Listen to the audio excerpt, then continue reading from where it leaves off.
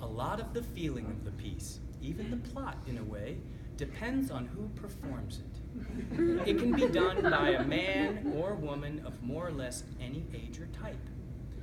The first person to do it was actually me. And although I have, as of this moment, October 1991, been performing it off and on for about a year and a half, the smallest audience I've had was 3 people, and the largest around 800. I don't really feel I know quite what's going on when I do it, and so I don't have too much useful advice to the prospective performer of it.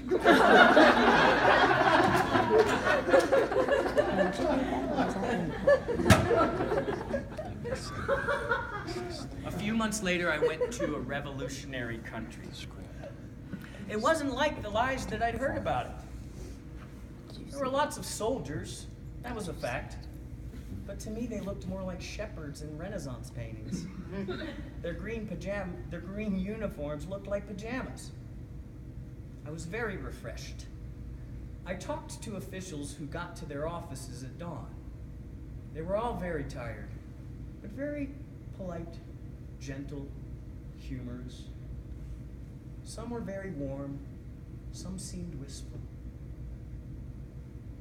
One day I stopped in a public square and I wrote in my notebook the romantic sentence, "These shy smiles are like a garden for me." I stayed at an eccentric, expensive hotel, and the ice cream there seemed to me to be like a drug.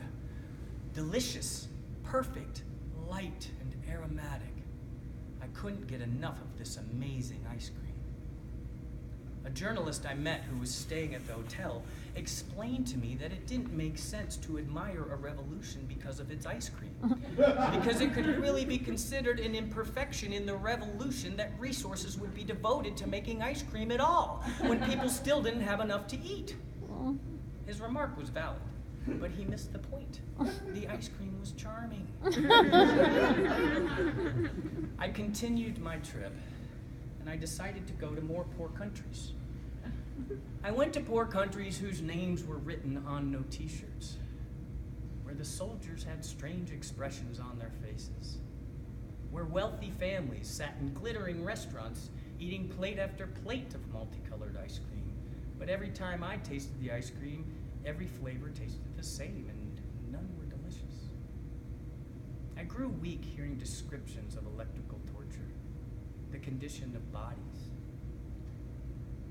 I saw orchards of unsurpassed beauty where workers had been raped and hung from the trees. But one bright sunny Sunday, I went to a tiny church, crowded with gaunt faces, and there was joyful singing. And the priest spoke of a loving Christ, the importance of forgiveness, tolerance, mercy. And one afternoon, in a dark cafe, I drank a cup of tea with an armed gorilla, Juana, a follower of Marx. It was a little bit scary. Her skin was yellowish, her eyes a little too bright. She seemed to be on fire with a painful illness. Well, not really a follower of Marx, but his name seemed wonderful to her. Even his picture seemed beautiful. Because unlike the other philosophers and educated people, she explained to me, Marx had made the strange gesture of throwing his life at the feet of the poor. In other words, Marx was a follower of theirs. He was on